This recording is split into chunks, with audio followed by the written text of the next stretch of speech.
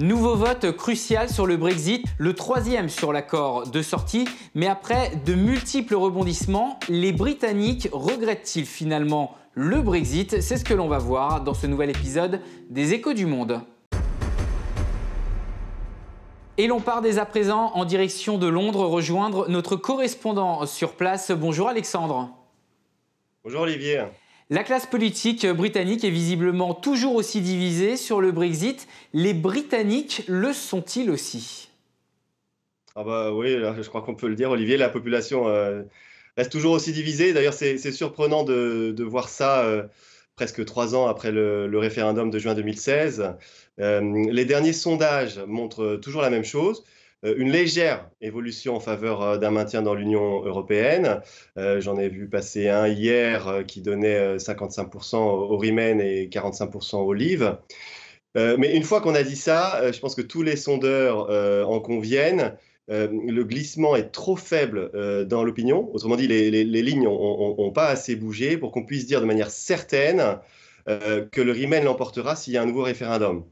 Voilà. Quant à la forme du Brexit ou que le Brexit pourrait prendre, là aussi les Britanniques sont divisés. Ils seraient en tout cas de plus en plus nombreux à accepter un no deal pour mettre un point final à toute cette saga. 44% selon le dernier sondage que j'ai vu, c'était il y a une quinzaine de jours, alors qu'ils étaient seulement 38% quelques semaines auparavant. Puisque l'on parle des sondages, une autre étude justement a révélé également que chez les Britanniques, personne n'est content. À la fois les Remainers et les Brexiters, tous estiment que ce Brexit est mal géré. Finalement, ce dossier-là peut-il tourner à la défiance envers les politiques, à la fois le gouvernement, mais également envers le Parlement? Oui, Olivier, je pense que c'est déjà le cas en fait. Tout le monde trouve ici que les discussions des politiques n'ont que trop duré en longueur. Vous l'avez dit, Olivier, il y a 8 Britanniques sur 10 qui s'accordent au moins sur une chose, c'est l'incurie de leurs dirigeants, qui pour eux ont donc, comme vous le disiez, très mal géré le dossier. Quand on leur demande, comme le fait Ipsos Mori tous les mois, quel est aujourd'hui leur plus gros problème, il y a 16% des Britanniques qui répondent spontanément « je hais tous les politiciens et ils sont tous inutiles ». Vous voyez un peu le tableau et c'est le taux le plus haut constaté par l'Institut en plus de 40 ans. Il y a donc, Alexandre, de l'exaspération, de la lassitude et pourtant la vie continue.